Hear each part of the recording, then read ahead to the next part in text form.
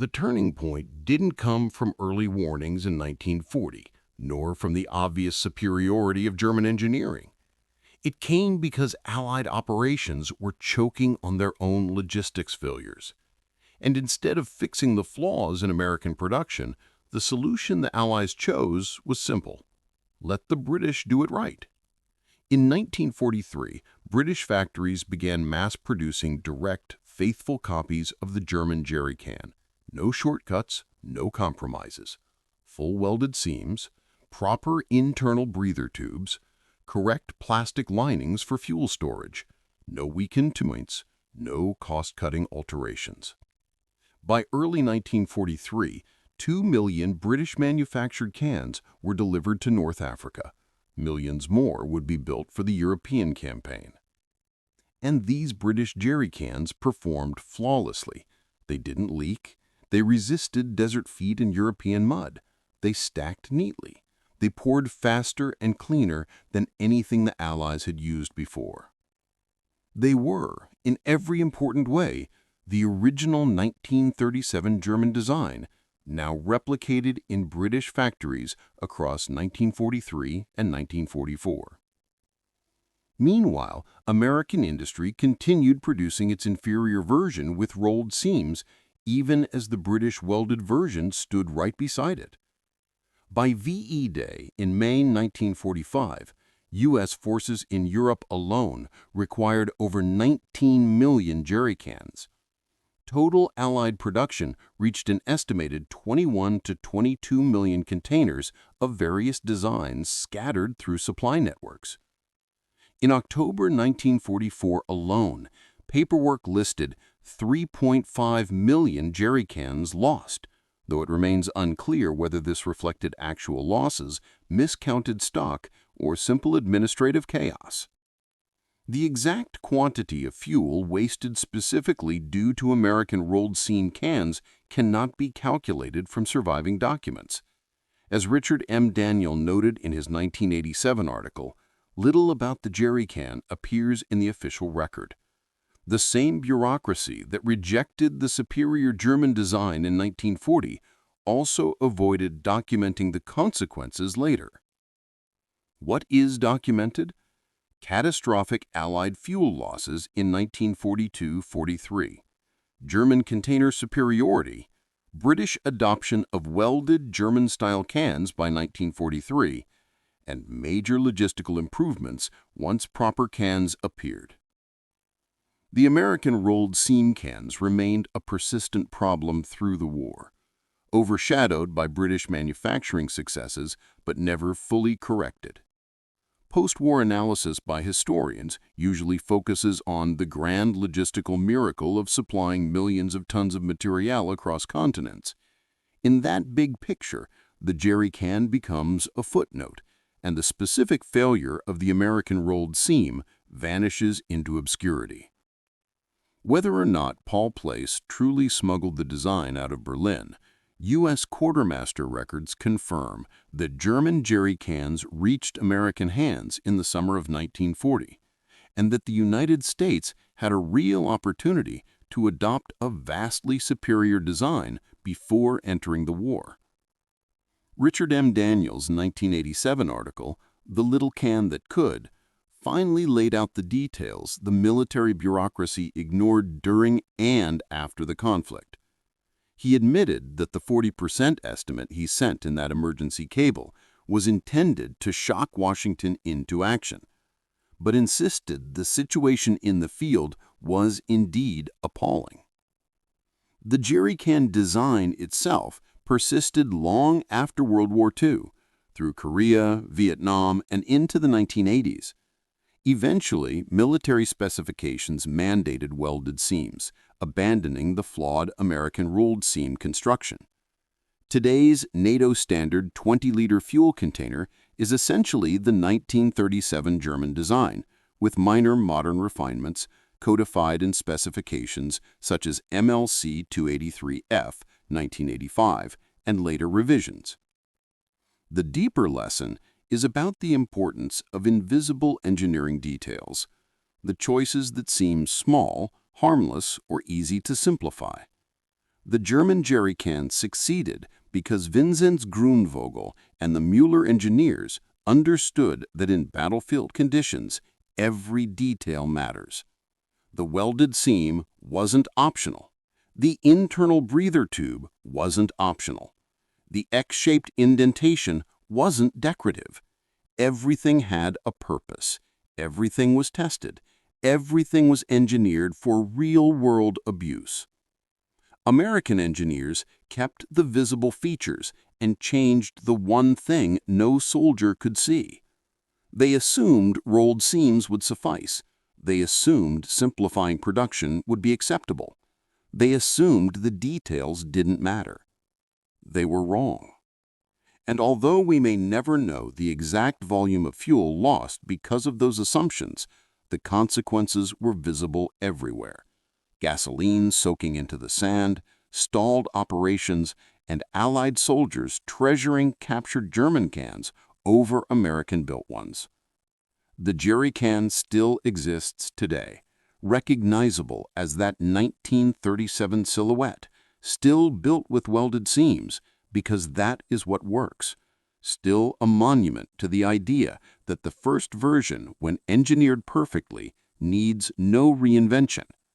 And still a reminder that when it comes to engineering, shortcuts have costs, and sometimes the smartest solution is simply to copy brilliance exactly as it is. The handles are recessed so the cans can be stacked without snagging or catching. The layout lets a soldier carry 2 full cans at once or 4 empties with ease. And unlike American designs, the cap isn't a screw top at all. It's a cam lever closure paired with an internal breather tube. Flip the lever, the seal breaks cleanly, air flows in through the breather, and the fuel pours out in a smooth, uninterrupted stream. One person can empty the entire contents in seconds. No funnel, no wrench, no assistant. The X-shaped embossing stamped into both sides performs 3 critical engineering roles. First, it strengthens the structure. A flat steel sheet flexes under pressure. A pressed X creates 4 triangular zones that resist bending. Second, it allows for thermal expansion. Gasoline increases in volume by roughly 2 to 3% under high heat, and that extra space has to go somewhere. The indentation bulges outward just enough to relieve pressure. Third, when the fuel cools and contracts, the X pulls back into shape, preventing vacuum lock. The result is a container engineered specifically for punishing field conditions. German tests showed minimal fuel loss and exceptional durability. The can survived drops, impacts, extreme heat, extreme cold, and it stacked, poured, and transported better than anything the Allies had. The War Department initially dismissed the design.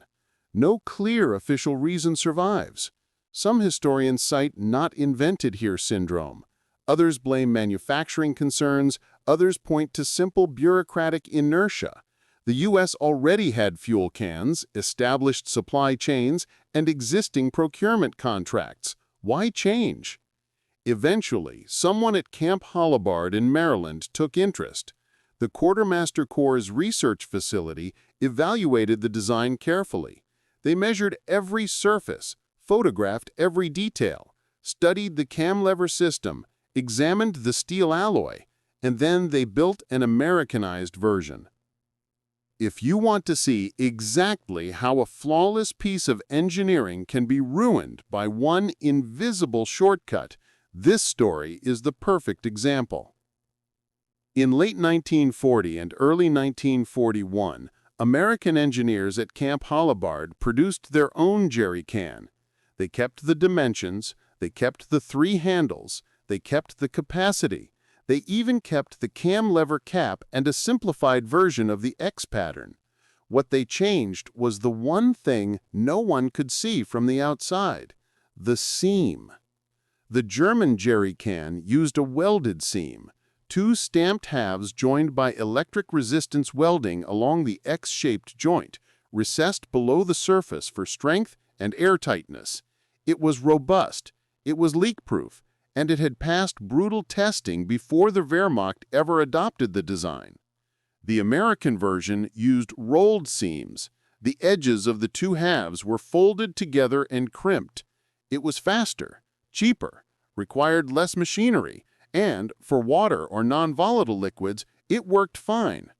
For gasoline in desert heat, it was catastrophic.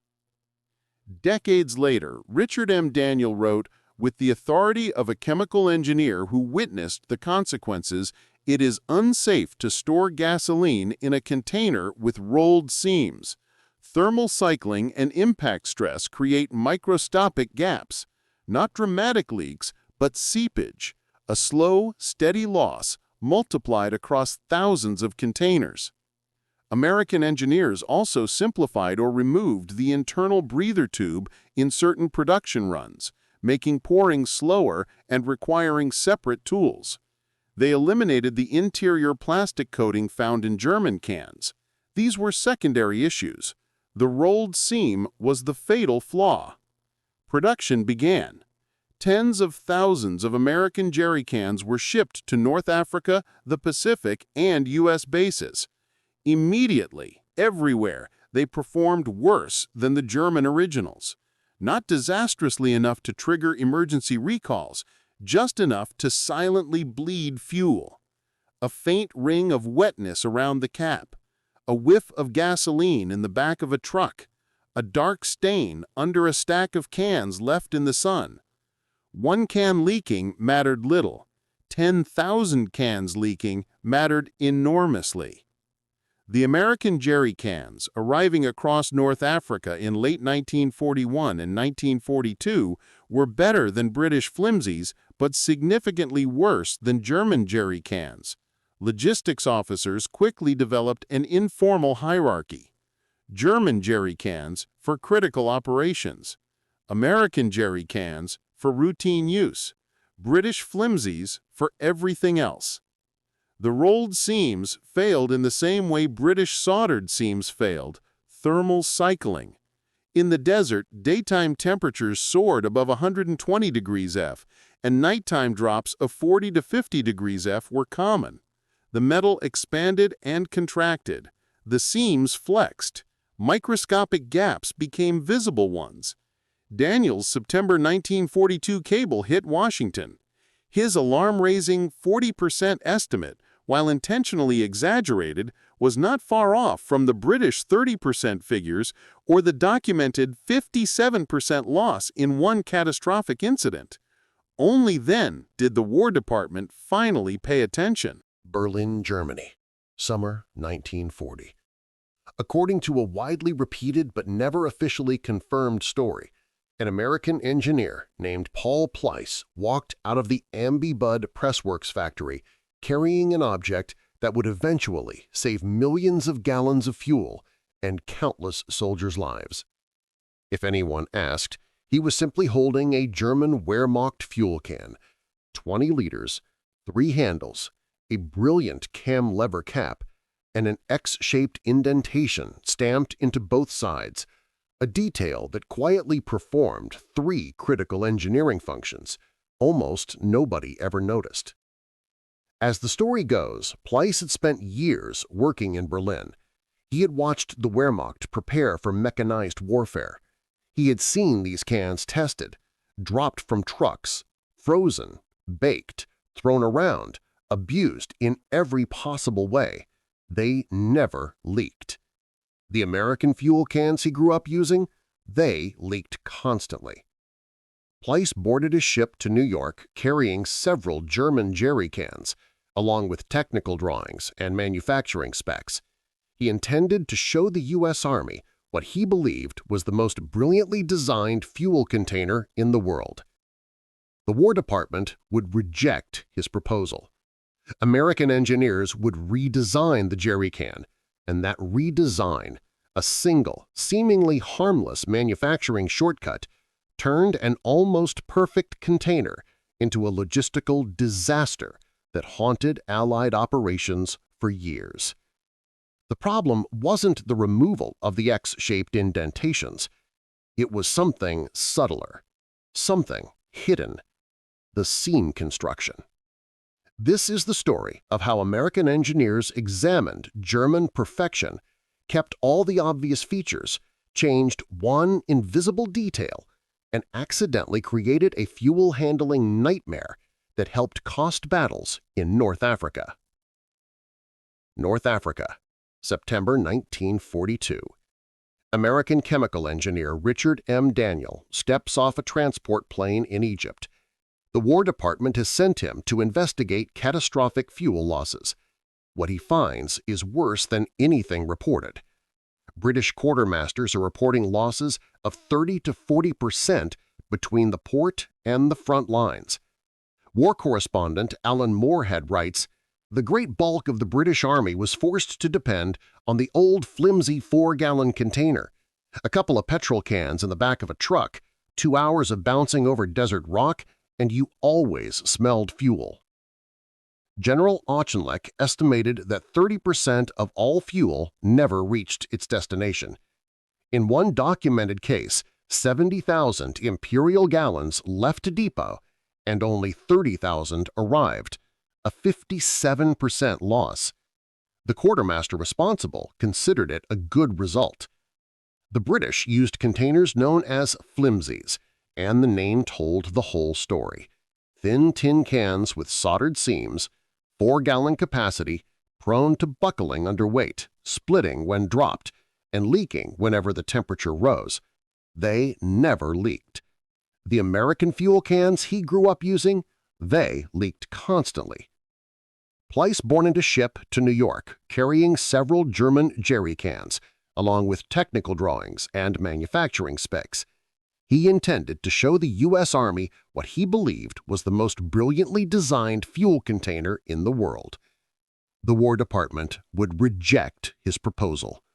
American engineers would redesign the jerry can, and that redesign, a single, seemingly harmless manufacturing shortcut, turned an almost perfect container into a logistical disaster that haunted Allied operations for years. The problem wasn't the removal of the X-shaped indentations. It was something subtler, something hidden, the seam construction. This is the story of how American engineers examined German perfection, kept all the obvious features, changed one invisible detail, and accidentally created a fuel-handling nightmare that helped cost battles in North Africa. What's documented is this. In the summer of 1940, several German jerry cans reached the U.S. Quartermaster General's office.